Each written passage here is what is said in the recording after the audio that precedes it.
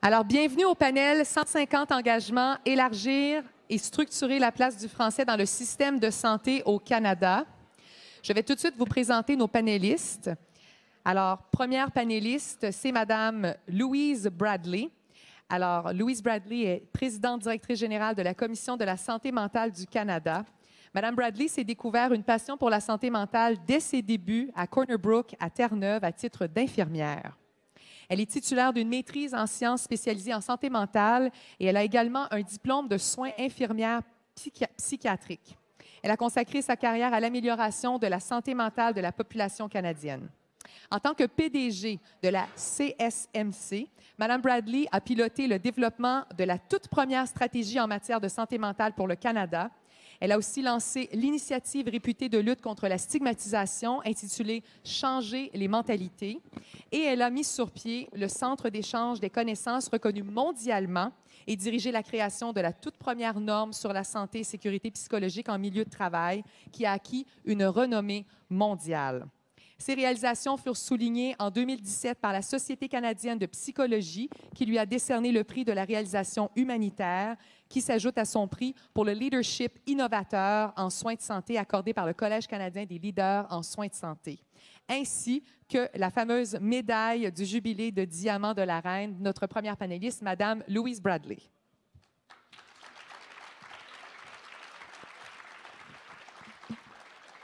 Deuxième panéliste, le Dr Pascal Michel, qui est conseiller scientifique en chef de l'Agence de la santé publique du Canada. Il est principalement responsable de la supervision et de la direction de l'excellence et de l'innovation en sciences et du leadership organisationnel en ce qui concerne les politiques scientifiques de l'Agence. Après ses études en médecine vétérinaire et en épidémiologie, le Dr Michel se joint à la fonction publique fédérale en 1997 à titre d'épidémiologiste principal et a ensuite dirigé la division des sciences des risques pour la santé publique au Laboratoire national de microbiologie, avant d'occuper le poste de conseiller scientifique principal au sous-ministre adjoint de la Direction générale de la prévention et du contrôle des maladies infectieuses. Alors voilà, Dr Pascal Michel, merci beaucoup d'être là. Et finalement, notre troisième panéliste, Linda Cardinal, qui est professeure titulaire à l'École d'études politiques et titulaire de la chaire de recherche sur la francophonie et les politiques publiques à l'Université d'Ottawa. Madame Cardinal détient une maîtrise et doctorat en sociologie. Ses recherches portent sur les régimes linguistiques comparés, les politiques linguistiques, les minorités francophones au Canada et dans les provinces, la politique constitutionnelle canadienne, ainsi que les débats sur la citoyenneté et l'identité au Canada et au Québec. En 2015, elle a co-dirigé State Traditions and Language Regimes et Gouvernance et innovation au sein de la francophonie au Nouveau-Brunswick et en Ontario.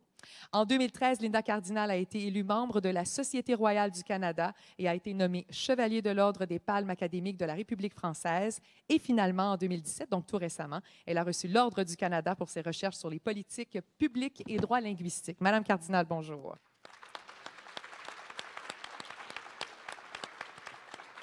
Alors, merci beaucoup à vous trois de vous être déplacés. Thank you very much, Madame Bradley. We appreciate that you could be with us today. Alors, le panel d'aujourd'hui sera bilingue, vous comprendrez, avec Madame Bradley. Donc, nous aurons des questions en anglais, des questions en français. Donc, la discussion se fera dans les deux langues officielles. Et ce qu'on voulait faire avec ce panel 150 engagements, eh bien, c'est bien sûr d'inviter des leaders qui ont changé les choses, qui ont bougé les choses, et c'est de prendre des petits trucs. Hein? Dans le fond, ça ne ferait pas tard de pouvoir savoir comment ils ont fait pour changer les choses et améliorer dans leur sphère d'activité le sort des autres, le sort de... ou changer, bouger et puis améliorer. Donc, qu'est-ce qui se passe dans chaque domaine respectif.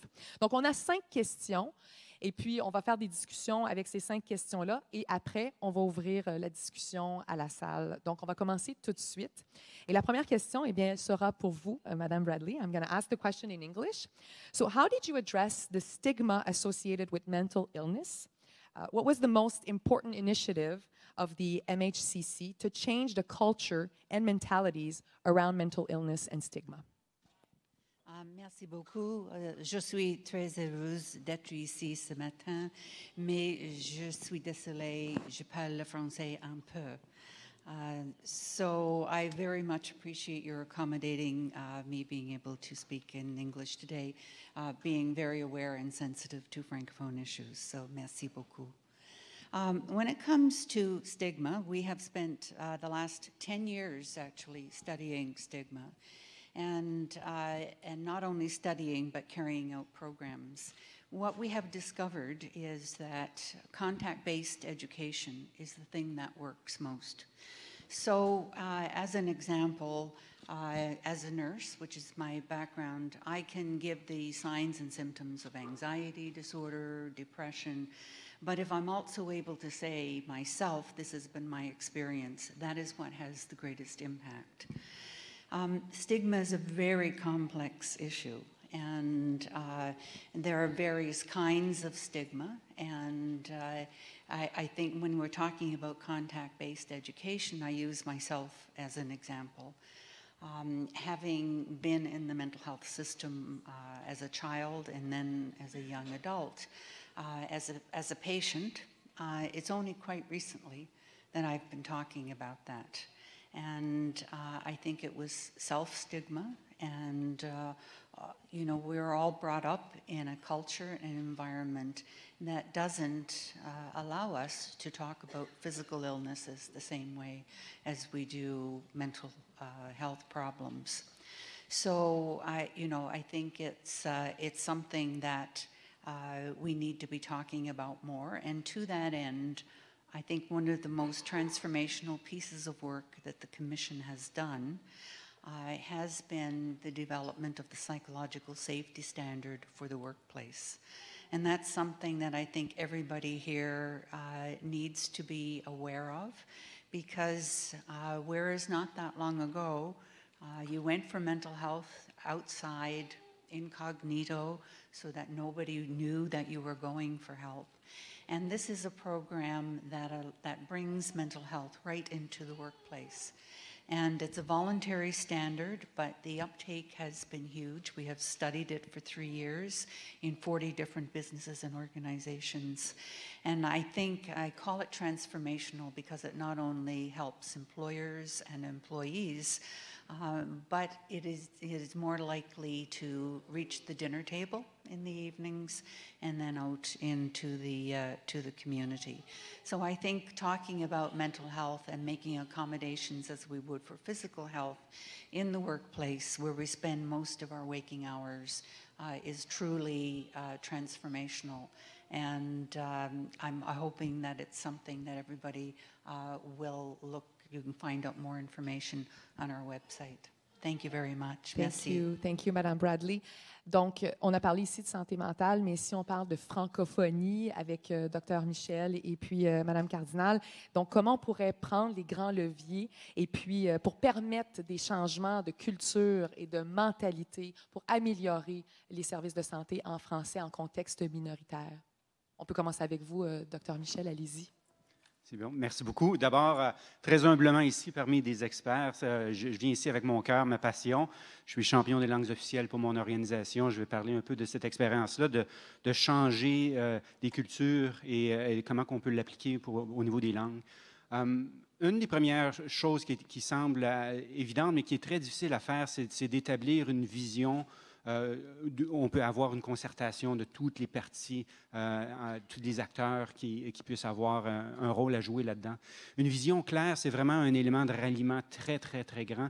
Et ça prend beaucoup de temps à vraiment l'articuler de façon à ce que les gens puissent y embarquer. Avant de s'installer, de s'habiller le matin, il faut voir si on va à la montagne ou si nous allons à la rivière. Il faut pouvoir s'installer conséquemment par rapport à ça. Donc, le discours concerté d'une vision commune est tellement, tellement, tellement important pour avoir ce premier levier-là.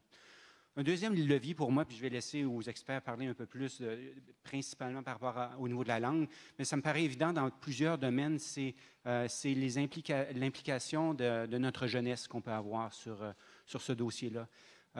Oui, la passion de nos gens qui sont tellement experts dans le domaine est absolument cruciale pour bien faire comprendre les enjeux, bien faire comprendre sur ce en quoi on s'avance, mais il faut pouvoir transmettre ces connaissances-là, il faut pouvoir transmettre le désir de changer le monde aussi à nos enfants, aux personnes les plus jeunes. Et puis, à peu près dans tous les autres contextes, on peut parler d'autres contextes de changement de culture, l'implication des plus jeunes employés, l'implication des plus jeunes analystes, l'implication des plus jeunes est absolument cruciale dans la façon d'aller vers l'avant. Donc, on peut penser que ça leur inculte aussi le fait que la langue, ça se parle beaucoup, ça se conjugue beaucoup avec le verbe être.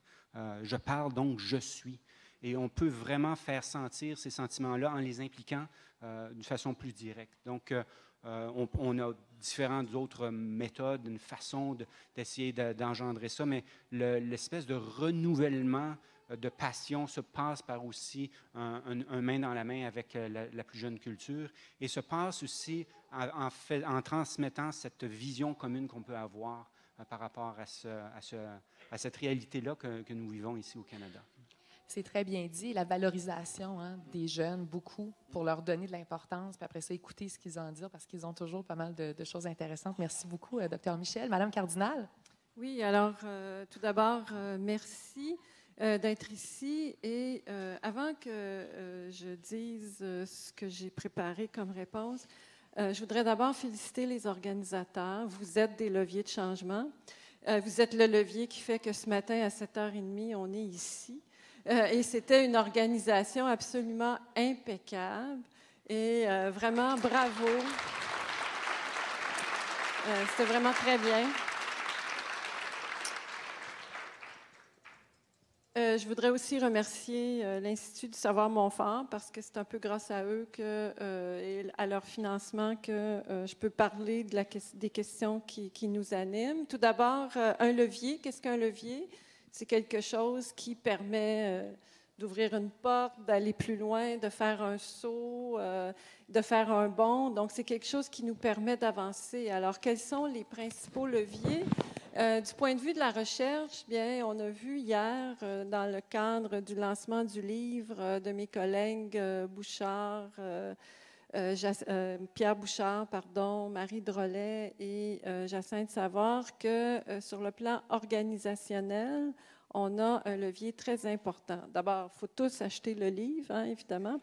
Mais, blague à part, dans leurs travaux, en général dans le livre, et puis moi, je fais partie des personnes qui ont contribué, il y a un accent particulier qui est mis sur les gestionnaires, les organisations, les professionnels, et je pense qu'on peut utiliser le mot levier.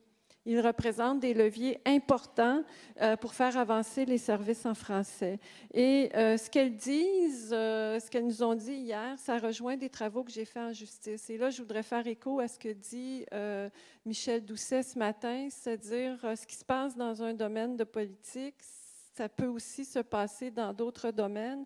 Et moi, j'ai étudié la violence faite les politiques par rapport à la violence faite aux femmes, le monde de la justice. Là, on s'intéresse à la santé mentale.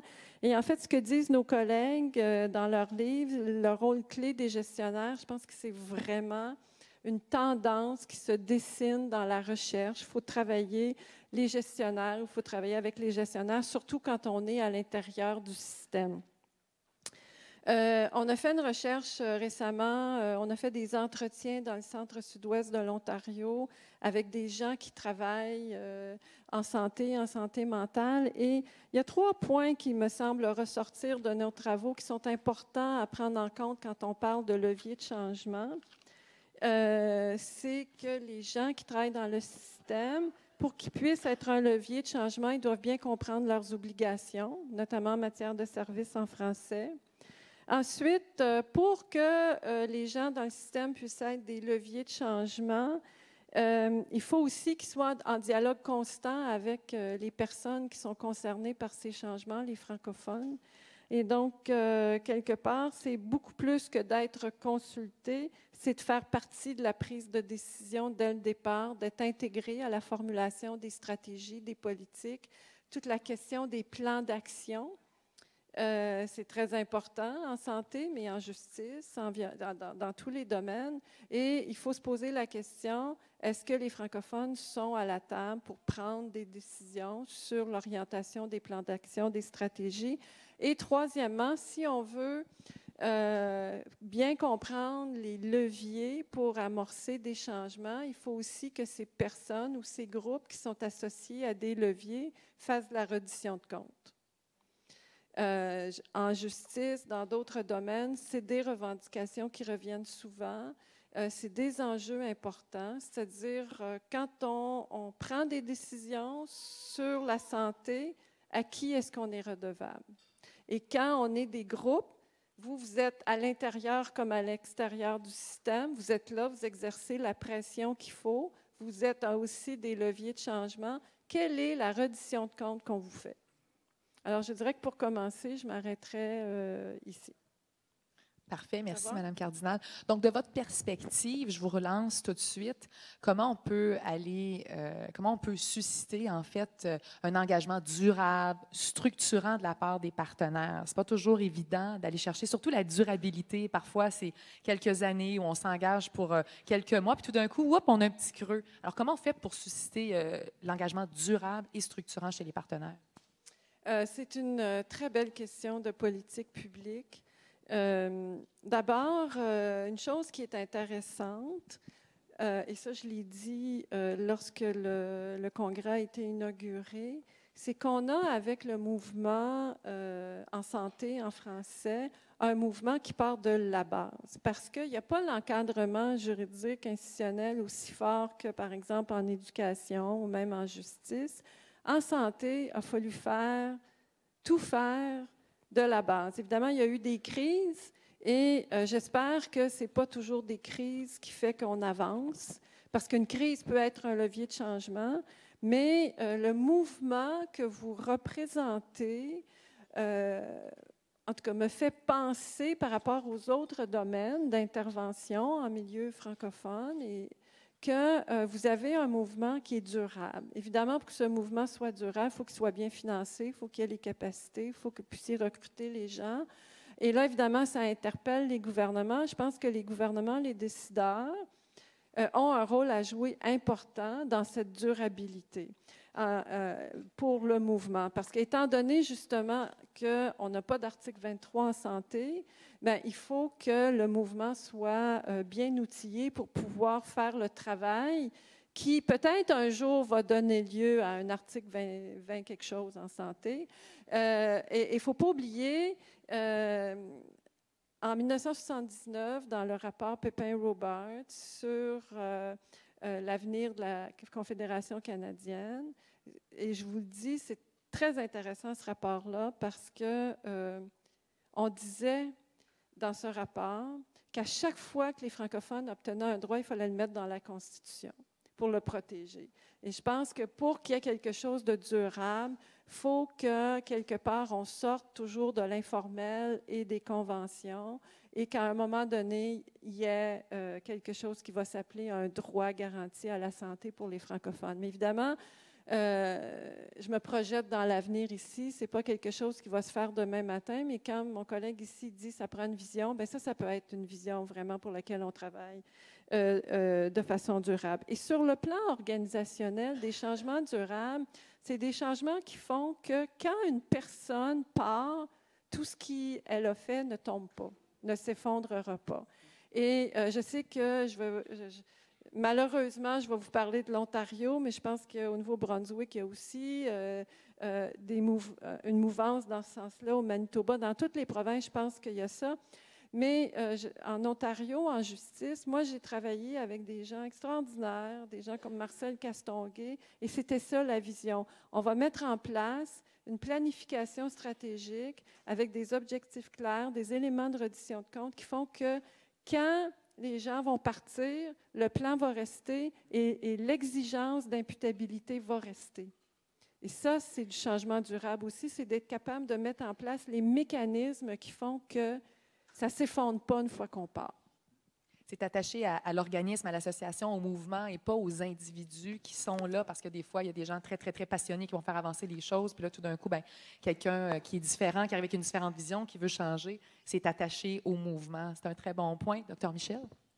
pour enchérir sur ce point-là, c'était exactement dans la direction que je m'en allais. Il faut pouvoir structurer systématiquement les acquis. Et puis, ça passe par différentes méthodes, différents outils, que ce soit par les politiques publiques, que ce soit par la gouvernance, que ce soit par les aspects financiers. Il faut voir ça plus grand que les personnes. Puis, la façon que je le vois, c'est réellement plus grand que chaque passionné. Donc, il faut pouvoir aller au-delà de chaque personne. Et ça me permet de parler aussi de la personne à la communauté, parce qu'on peut structurer aussi les communautés. Vous savez, la santé des communautés, c'est plus grand que la somme de la santé de chacun des individus de cette communauté-là. Il y a un côté structurant et individuel à la communauté qu'on peut instituer. Donc, les organismes de communautaires doivent être aussi avoir certaines politiques, certains cadres, certaines façons d'accéder au pouvoir politique, certaines façons de pouvoir s'exprimer systématiquement pour pouvoir mettre en promotion la vision qu'elles ont. Donc, dans le même sens, c'est vraiment de passer de la personne aux organisations, passer de la personne aux communautés qui permet un engagement durable et structuré par rapport à ça. Merci. Madame Bradley, how can we successfully leverage partnerships to change the system, for system changing or system transformation? Well, as it was stated, it can't happen overnight, that's for sure. The Mental Health Commission being a national organization and trying to influence mental health and mental health services delivery is very challenging. And at the end of the day, I think it's all about relationships. So that what we have done is to try to develop relationships with each of the provinces and territories so that when we have a strategy, we are able to actually see some action in each of the areas. Now, I think when we were in the process of writing the mental health strategy for Canada, we literally consulted with thousands of people, from coast to coast to coast. And I think that was really important insofar as if there's going to be real uptake on that, we have to have the voices of as many Canadians as we possibly can. So we did do that. We continue. Our difficulty is that as soon as we have a relationship with one of the provinces, then they either do a cabinet shuffle or have an election, and we're starting from scratch all over again. And there are some groups that are easier to engage than others. I recall a few years back that the Canadian Association of Chiefs of Police came to us and wanted us to co-host a conference, much like this one, dealing with the issues of police officers with people with mental health problems. And of course, we were very happy to do that. But then when I mentioned, well, we will do some sessions on the mental health of police officers themselves, it was no, nothing wrong with our police officers. We eventually got them to, with a little bit of arm twisting, to agree to one session. And that was so successful that the next 2 years, the entire conference was on nothing but the mental health of police officers themselves. So we were really happy with that. We've gone on to do a modification of the Department of National Defense program, the Road to Mental Readiness, and now happy to say that first responders is about 80,000 trained in our 2MR. So I just wanted to give you that example of a relationship that went on to have far-reaching impact on many people. But it is something that we are very cognitive of, always trying to develop relationships and then maintaining them. And in a country the size of Canada, that's not easy. But without our striving to do that all of the time, it's not going to work. And you can't just pick up the phone or send an email. It is that, but only after you've had face-to-face contact. That's absolutely critical. So with that in mind, the consultations because you consulted with so many people, and that's wonderful. How do you engage with people with live experience, lived experience, not live experience, but lived experience in the work of the commission? Well, I'm very happy to say that every piece of work that the Commission has produced over the last 10 years has been informed by people with lived experience.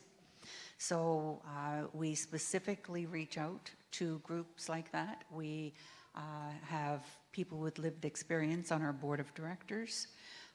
We have several councils. We have one group that's called the Hallway Group. They named it themselves, referring to the fact that they achieved more out in the hallway than they did in the actual meeting. But they are all people with lived experience. We have a youth council with people with lived experience.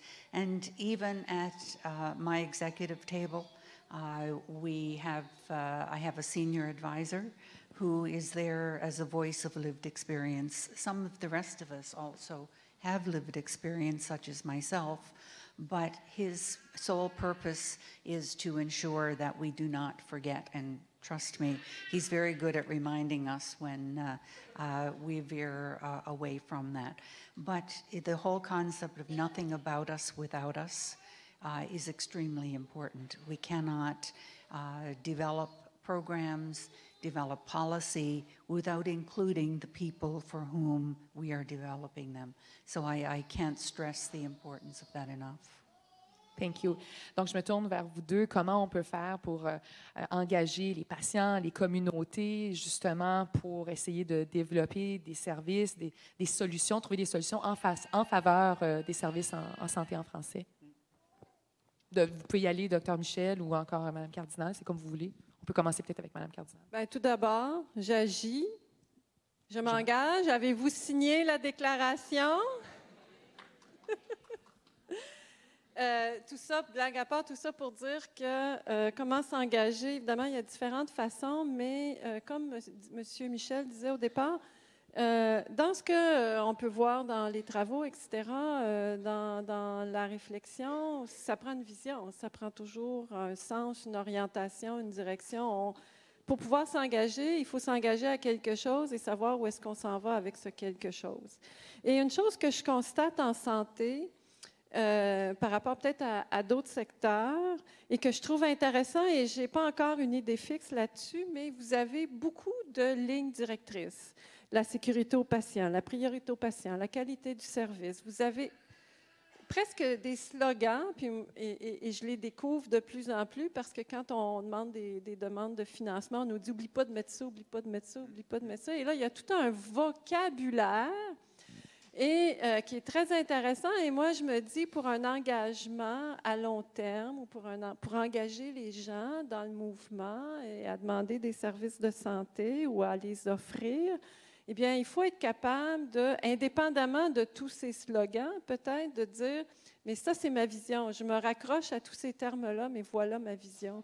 Voilà, nous, les francophones, les communautés francophones, où est-ce qu'on s'en va dans le domaine de la santé. Et si je dis ça, c'est parce que dans d'autres secteurs, on est constamment en train de dire qu'il faut se donner ses propres normes. Hein? Comme communauté francophone, comme communauté en situation minoritaire, il faut être capable de se donner ses normes, il faut être capable de décider de ce que l'on veut. Puis une fois qu'on sait ce que l'on veut, on l'a vu avec la crise Montfort, on y revient souvent, mais c'est parce que là, il y a des choses qui sont sorties de là, qui sont devenues importantes pour l'ensemble du pays. On veut de l'offre active. Donc, c'est notre norme, ça, c'est notre ligne directrice. Ou bien, on veut des institutions gérées par et pour. Peut-être pas toujours possible partout, mais ça devient un principe directeur, c'est un principe normatif important. Donc, comment engager de façon durable toutes les personnes? Comment les engager dans les solutions? Bien, d'abord et avant tout, savoir ce qu'on veut, savoir pourquoi on s'engage. Puis l'idée d'avoir une déclaration, bien, c'est un peu pour guider justement cet engagement-là. Et comme je dis, dans des moments de crise, il y a des mobilisations citoyennes et donc il y a un engagement, mais cet engagement-là va être ponctuel parce qu'une communauté qui s'engage pour sauver un hôpital, elle elle peut être fatiguée après, hein, parce que c'est des années d'engagement. Donc, il faut aussi trouver des façons de poursuivre cet engagement-là à l'extérieur des moments de crise. Et là, évidemment, ça revient au groupe, aux gens comme du CNFS, de la SSF, de tous les réseaux, des entités, etc., où vous avez un lien constant avec le milieu. Et c'est à vous que repose finalement, après coup, le fardeau ou le bonheur ou le plaisir d'engager les gens de façon durable, de travailler avec les partenaires, de développer des relations, de pousser la recherche. On sait qu'une façon d'engager, c'est le savoir. Avec le savoir, on a le pouvoir. Et puis, donc, les variables linguistiques, puis les données, puis de mieux comprendre le système. Je pense que ça vient aussi avec... parce que là, les gens comprennent mieux le système dans lequel ils sont. Puis, mon collègue Michel Doucet l'a dit ce matin, c'est complexe, le système dans lequel vous travaillez, parce que c'est un système dans lequel il y a énormément de pourvoyeurs, il y a énormément de domaines, et de la littératie dans ce domaine pour le patient, pour le commun des mortels, ça peut être un enjeu qui devient important parce que c'est de là que part souvent la source de l'engagement. « Ah, je ne savais pas ça, maintenant je le sais, j'agis et je m'engage. » Oui, et savoir à qui parler. Hein? Tout à l'heure, c'est ce qu'il disait aussi, Maître Doucet, on ne sait pas, tu sais, à quel palier de gouvernement il faut s'adresser pour tel truc. Est-ce qu'on parle pour les langues officielles fédérales, pour les compétences provinciales pour la santé? Donc, c'est intéressant aussi, c'est un très bon point. Dr. Michel? Moi, j'ai bien aimé d'abord savoir ses pouvoirs. Merci pour un conseiller scientifique, c'est la musique à mes oreilles. Mais il faut aussi comprendre, et, qui est un petit peu différent du savoir, et comprendre que l'action peut se faire de façon immédiate. Puis on a beaucoup de belles illustrations ici aujourd'hui, et aussi en amont. Donc, la langue, évidemment, vous êtes tous des experts, vous pouvez m'enseigner plus là-dessus, mais la langue est intimement liée à la culture, qui est liée à la santé. La langue est intimement liée aux opportunités que nous avons, qui est liée à notre situation financière, qui est liée à la santé. La langue est intimement liée à la façon qu'on connecte sur le monde, qu'on connecte avec nos gens, qui est finalement le tissu social, qui est connecté directement sur la santé. Et on pourrait en renchérir là-dessus qu'en amont, la connexion langue-santé est très, très riche. Et c'est une partie du comprendre de l'ancrage de la langue sur la santé des communautés qu'il ne faut pas oublier, qu'il faut surtout aussi mettre de l'avant. Parce que à la fin, lorsqu'on y pense, ne pas aller à l'hôpital serait peut-être idéal, d'aller moins ou d'amoindrir le différentiel de besoins est réellement l'idéal sur lequel on s'en va. Et pour ça, il faut vraiment aller vraiment en amont, aller sur tous les facteurs qui déterminent finalement le fait que nous soyons ou non en santé. Et il y a une façon très structurée de travailler sur ces facteurs-là. Donc, en plus de savoir, de mieux comprendre ces déterminants-là, de mieux pouvoir agir au niveau communautaire sur ces déterminants-là, est une façon très profonde et à très long terme de pouvoir aussi s'assurer d'une action durable et directionnelle dans ce très grand dossier. Et ce qui m'amène à la prochaine question, comment on fait pour renforcer les capacités des communautés pour que, justement, le mieux-être, la santé, ce soit une priorité, mais aussi qu'on arrive à des résultats? Comment on fait pour renforcer ces capacités-là dans les communautés? Dr. Michel, vous pouvez continuer, peut-être parce que vous avez aussi parlé, vous avez commencé un peu justement cette discussion-là. Oui. Donc, d'abord, il faut les écouter. Donc, réellement, la communication, c'est un axe bidirectionnel. C'est tellement très riche d'aller de se déplacer, d'aller faire l'effort d'un engagement, d'une écoute active par rapport aux besoins des communautés pour pouvoir les amener ensemble vers des multiples solutions. Ils sont adaptés à ça. On se base souvent sur des principes théoriques. Une solution s'applique à tous. Et le Canada est très riche de sa diversité culturelle, très riche de ses multiples solutions. Il faut aller vers les communautés, les engager dans la solution. Et nous sommes outillés pour le faire. On ne part pas à zéro de ça. Il y a plein de façons de pouvoir aller, d'engager activement et de façon très structurée, quasiment très scientifique, pour aller chercher cet engagement-là structuré des communautés. Donc, c'est une des façons de le faire. Puis, si je peux me permettre, une de mes autres engagements, d'après moi, c'est de ne pas arrêter de parler. Le langage devient l'action. Le langage devient en soi l'élément premier de ralliement. Parler, c'est être. Je suis, je parle, donc je suis. Il faut encourager ces communautés-là de prendre la parole. D'après moi, ça fait partie immensément de la solution de pouvoir soutenir ce discours-là, cette conversation-là que nous pouvons avoir avec les communautés. Donc, le savoir, musique à vos oreilles, la communication, musique aux miennes. La communication, parce que c'est ce que je fais dans la vie. Madame Cardinal? Bien, je pense que je vais juste me répéter ou répéter ce que dit M. Michel, mais comment renforcer les capacités des communautés? Alors, quelles sont ces capacités des communautés? Alors, du point de vue de la recherche, je pense qu'il faut constamment documenter ces capacités, les mesurer et voir comment elles réussissent justement à être renforcées au fil des ans. Est-ce qu'on a des bonnes pratiques? Est-ce qu'on a des études de cas particulières? Et identifier ce que ça pourrait être un modèle ou en tout cas ce que ça peut être un idéal d'un renforcement de capacité ou pas juste renforcement de capacité, mais une capacité renforcée. C'est-à-dire, on veut renforcer les capacités parce qu'on veut que les communautés agissent sur elles-mêmes. Alors, est-ce qu'on a des modèles? Est-ce qu'on a un idéal? Est-ce que c'est le Nouveau-Brunswick qui est le modèle qu'on devrait imiter? Et en même temps, bien, on sait que au Canada, on a 13 juridictions. Donc, selon chaque province, chaque milieu, on a souvent parlé du continuum de services, par exemple. Est-ce que c'est ça qu'on veut? Il y en a qui parlent justement de se donner, de travailler avec Agrément Canada pour se donner des standards, etc. Donc, il faut être capable d'identifier qu'est-ce que ça veut dire une communauté qui est capable d'agir sur son mieux-être et sa santé. Qui peut le faire à l'extérieur des moments de crise, évidemment. Donc, ça veut dire qui sont ceux qui travaillent sur ces capacités.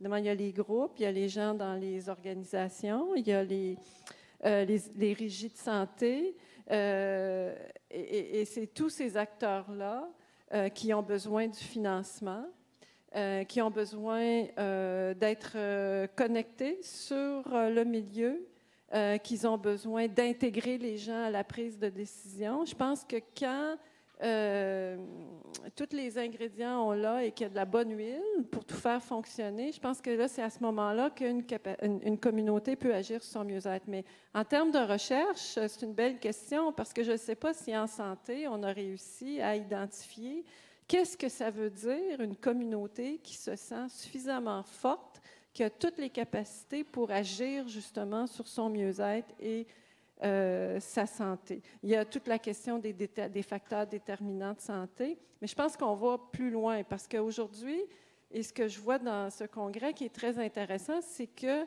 en plus du communautaire, maintenant, on a une réflexion sur l'institutionnel. C'est-à-dire que là, on a fait beaucoup de choses, mais là, il est temps d'aller un petit peu plus en avant et de dire on amène tout le monde, puis là, on passe à la prochaine étape. On compte sur vous pour la recherche. Vous pourriez peut-être noter cette question-là si vous la trouvez intéressante, c'est bon. Madame Bradley, same question from a perspective of mental health and wellness. Well, I think that we have a phrase at the Commission that there is no health without mental health. And what this means is that it isn't just a health issue. Mental health is a justice issue, it's an education issue, it's a housing issue. And so it actually amazes me that I bet if I asked for a show of hands, there isn't anybody in this room that has not been impacted by mental health in some way, either yourself, a family member, or a friend or a work colleague. And this week, 500,000 people will call in sick in Canada due to a mental health problem, which doesn't include the people that are calling in with back pains, flu, and that sort of thing. Yet we do not talk about it in our communities or in our homes. So I think it's extremely important that we begin having these conversations. Schools, we have to target education and school system. We've been trying to deal with kids, particularly teenagers, in anti-stigma programs so that they don't come with the same stigmatizing beliefs and behaviors that many of us as adults have developed. We tend to, well, a lot of us will go to the gym at the end of the workday today. We'll try to eat the right things, yet we don't think about our own mental wellness. And mental health is one of the biggest drivers of disability claims and payouts in Canada. And if we do not do something about it, it is going to grow exponentially. So this not only impacts our well-being, it impacts our economy overall. We have a paper on our website called The Case for Investment and Strengthening the Case for Investment. And there's a great deal of information in there that leads us to understand why, where, and how investments in mental health have to be made. But on top of all of that, I was introduced to a concept last week with our good friends, the First Nations Health Authority in British Columbia, and they say it starts with me. And I think that that is something that I would like to challenge everybody in the room today to talk about, or think about doing one thing for your own mental wellness or that of somebody else, because it can have a far-reaching impact. So, thank you. I think we've came a long way. People are starting to talk more and more about mental health, but and I certainly shared my story right on the radio.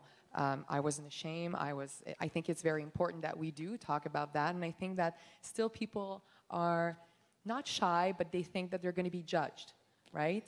And I say, well, let them judge you. If you talk about it, si vous partagez vos histoires, je pense que c'est la plus belle chose, c'est que si vous êtes en situation de leadership aussi, dans vos organismes ou encore dans la communauté, quand on est en situation de leadership et qu'on partage notre histoire, ça encourage les autres aussi à dire, ben je suis pas seul.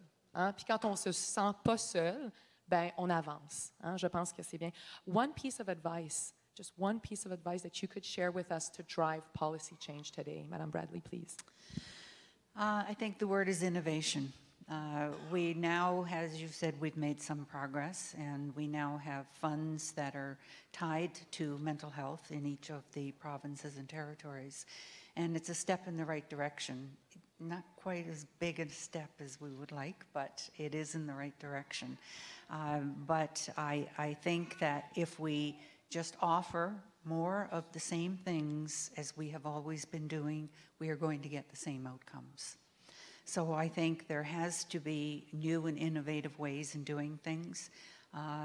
As an example, e-mental health is shown to not only be as effective as face-to-face therapy for cognitive behavior therapy, but even more so.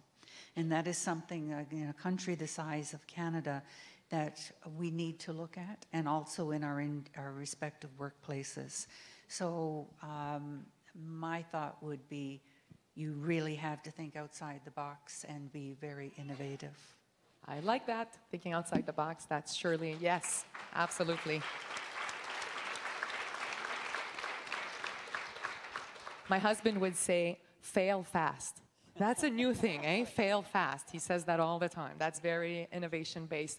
Alors, je vous rends la question, Dr. Michel, Madame Cardinal, quel est l'engagement qu'on pourrait prendre aujourd'hui, un engagement concret qui ferait en sorte qu'on pourrait changer réellement les choses? Si vous aviez un engagement à conseiller, ce serait lequel, Dr. Michel? J'en ai plusieurs, mais j'aime bien, moi, le fait de parler et de faire parler de la francophonie. Là où je veux vraiment, là, c'est d'aller plus loin que nous. Si on veut vraiment multiplier la capacité d'engager sur le fait francophone, il faut faire parler aussi. Et puis, si seulement nous pouvions faire parler du fait francophone dans la réalité canadienne à 2 personnes de plus, puis là, je proposerais, moi, s'il vous plaît, susciter l'engagement de 2 jeunes personnes pour faire parler du fait francophone. Déjà là, vous avez doublé la capacité des gens à prendre action sur le fait francophone au Canada. Madame Cardinal? C'est vraiment bien ce que vous dites, c'est précis. Moi, j'avais 3 types de personnes. Aux gestionnaires dans le domaine de la santé, pas uniquement les francophones, mais en général dans le régime de la santé, je dirais, arrêtez de faire de notre bilinguisme une façon de nous enlever notre droit à un service en français. On dit partout que le bilinguisme, c'est un avantage comparé, que c'est une valeur ajoutée, mais dans la santé, on dirait qu'on en est une victime. Et donc ça, pour moi, ça sera un engagement, c'est comprendre que notre bilinguisme ne doit pas annuler nos droits, venir annuler nos droits. Aux décideurs, bien là, je vous dis en ce moment, c'est-à-dire aux décideurs, aux élus en particulier, les élus, il faut leur parler sans arrêt. Il faut leur envoyer des messages. Aussitôt qu'il y a des élections quelque part, il faut commencer tout de suite à préparer ces messages. Et en Ontario, il va y avoir des élections. Alors, allez-y. Tous les gens qui veulent envoyer des messages aux élus, je pense que là, c'est le bon moment pour parler de la santé. Même si, des fois, ça ressemble un peu au Père Noël, là, toutes les promesses qu'on nous fait, l'idée, c'est de semer la graine. C'est de toujours arriver avec notre discours, avec la vision et justement l'engagement principal à tous les gens.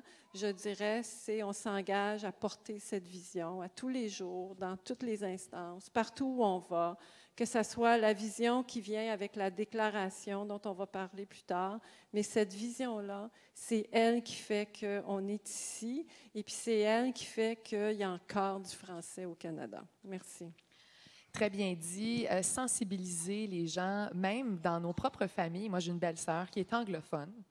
Et je l'ai sensibilisée, comme je l'ai fait avec mon histoire de santé mentale. Elle vient d'une banlieue de Toronto. Elle ne comprenait pas ce qu'un francophone pouvait vivre. Elle ne savait pas du tout. Et moi, je lui ai dit tout ce qu'on vivait, que ce soit à l'hôpital ou encore même dans le système d'éducation, avec les conseils scolaires, comme les batailles que les francophones ont menées, les luttes pour, bon, Montfort, par exemple, mais encore les conseils scolaires et tout ça. Et je pense que souvent, c'est une question d'informer les gens, puis on vient qu'on les convainc de dire, bon, bien, coudonc, moi, j'embarque dans votre lutte, dans votre cause, c'est fantastique. Moi aussi, je veux revendiquer pour vous. Puis là, on a des alliés chez les anglophones aussi. Donc, je pense que c'est très important, très beau point. On va ouvrir maintenant aux questions. On n'a pas beaucoup de temps. Je vois qu'il y a 2 personnes. Je pense qu'on a à peu près le temps pour 2 questions. Alors voilà, allez-y, monsieur. Bonjour, je m'appelle Benoît Duguay. Je suis président de l'Association provinciale des universités de 3e âge du Nouveau-Brunswick. J'ai une question pour Mme Bradley. Je pose ma question dans l'esprit du concept de la mobilisation citoyenne dont parlait Mme Cardinal. Vous dirigez une association nationale, la Commission de la santé mentale, et il y a des francophones qui sont appelés à siéger dans votre commission et à œuvrer pour la santé mentale. Comment, comme directrice, vous assurez-vous que ces francophones se sentent comme des membres à part entière, pour emprunter l'expression de la Sagouine, des citoyens à part entière, comme membres de votre commission? Thank you very much. We certainly do value and see the vast importance of having a Francophone presence at all aspects and all levels of the Commission. We ensure that there are Francophones that are part of the executive team, that are on our board and through members of our staff. And so those voices are there and present every single day, and it is taken very, very seriously and valued a great deal, certainly by myself, very much so. Thank you, Mme Bradley. Mme Bouchard. Merci. Louise Bouchard, Université d'Ottawa et chercheure à l'Institut du savoir Montfort. Alors, moi, je suis une chercheure qui travaille beaucoup à essayer de désagréger les données que nous fournissent les grandes organisations détentrices des données statistiques au Canada par minorité de langue officielle. Et j'aimerais bien, beaucoup, très fort avoir l'engagement de ces grandes organisations pour faire ce travail. Et je voudrais, monsieur le conseiller scientifique, que vous conseillez à votre directeur en chef de faire un rapport sur les langues officielles, sur les communautés, les minorités de langue officielle. Vous faites de magnifiques analyses en santé des populations. Moi, je me sens comme chercheur, j'ai l'impression de faire la job que ces organisations-là devraient faire. Vous allez comprendre qu'il y a des limites dans les données. Nous faisons ça d'une façon extrêmement difficile, dans des conditions extrêmement difficiles. Il y a des défis méthodologiques, mais il y a des données. La même chose, Mme Bradley, vous avez fait un rapport important sur la santé mentale, les indicateurs de santé mentale au Canada, et vous n'avez pas désagrégé les données par communauté de langue officielle. Je pense qu'en vertu de la loi sur les langues officielles, ces organisations-là ont une responsabilité et j'aimerais savoir si vous pouvez vous engager le plus rapidement possible dans cette voie.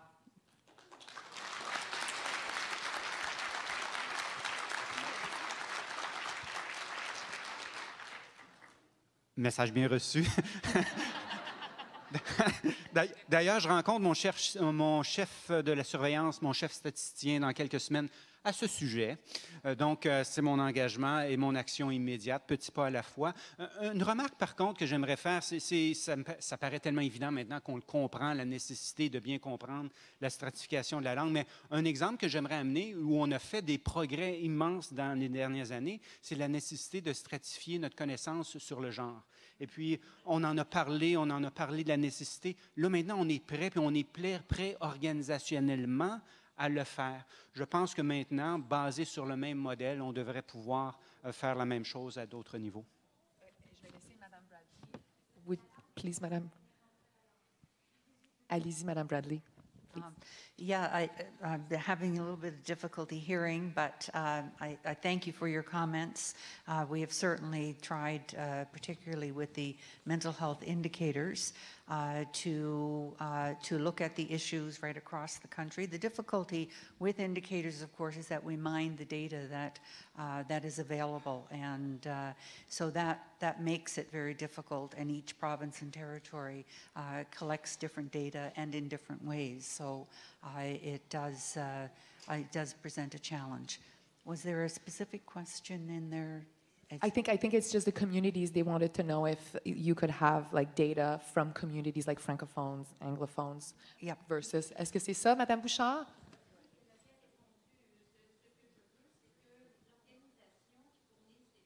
Oui.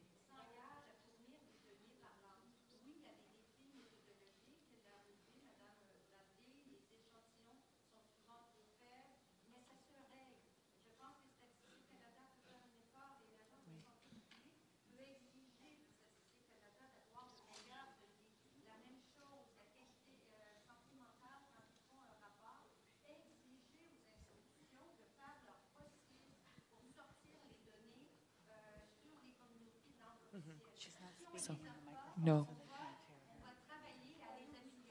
Donc, so I'm just going to translate real quick is that, and correct me if I'm wrong there, but what we're asking is when we collect data across Canada, it's important to have it for the communities. So having data for the Francophone communities and the data for Anglophone communities. And I think that we have tools.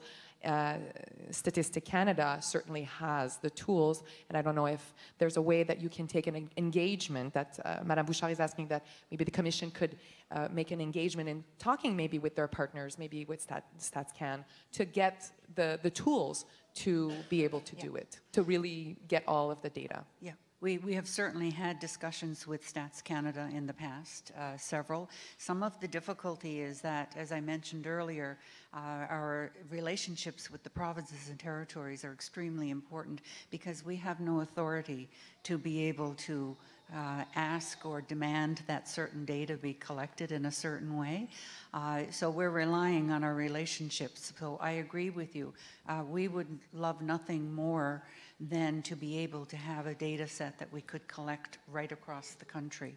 So we are aiming towards that, but with no ability to have the authority to do that, with healthcare being a provincial territorial matter, it really complicates things. So StatsCan could be a good partner in that, and the discussion is, you know, it's starting. Yes. So at least we have that. Madame Cardinal, vous vouliez ajouter quelque Je voudrais chose? juste ajouter que c'est un enjeu de légitimité parce que comme chercheur, quand on travaille sur la langue, si on dit on travaille sur le français, on ne nous prend pas au sérieux. Si on travaille sur les langues des nouveaux arrivants, là, on voit que c'est un enjeu important parce qu'il y a des réfugiés, il y a des gens qui ont des besoins d'intégration. Donc là, on comprend que c'est important. On voit la langue comme un outil de communication. Même, on dit qu'il faut développer des compétences culturelles. Mais par rapport aux langues officielles, il y a un enjeu de légitimité. On ne juge pas ça important. Pourquoi? Parce qu'on se dit, ils sont tous bilingues. De toute façon, ils vont nous comprendre. Alors que ça n'a rien à voir. Ça, le bilinguisme, c'est une compétence, c'est une habileté. On demeure quand même ancré dans un milieu, dans une culture. Et moi, j'ajouterais à cette question-là l'importance de faire de l'analyse différenciée selon la langue ou selon les langues officielles. On a fait de l'analyse différenciée selon le genre, et moi, je me souviens, j'en ai fait même en langues officielles, de l'analyse différenciée selon le genre, mais on ne fait pas de l'analyse différenciée selon les langues officielles dans les différents secteurs de politique publique. Et ça, à un moment donné, il va falloir qu'on apprenne à en faire. Moi, j'ai des collègues avec qui on a développé des outils. Les chercheurs, on s'est posé ces questions-là, ça fait au moins 10 ans. Et là, il reste que les décideurs, il faut que les décideurs suivent. Très bon point. Et justement, hier, il y avait 2 affiches de l'Institut du savoir Montfort qui portaient justement sur des recherches où on s'était vraiment questionné sur le rôle dans les différentes communautés et on soulignait, on relevait, là, on comparait francophone et anglophone et je trouvais ça très intéressant. Mais comme le disait Mme Bouchard, ce serait bien aussi que le gouvernement le fasse, que ce ne soit pas juste les organismes qui mettent la main à la pâte. Merci beaucoup, Mme Cardinal, Dr. Michel, Mme Bradley. Thank you very much. Merci à vous 3.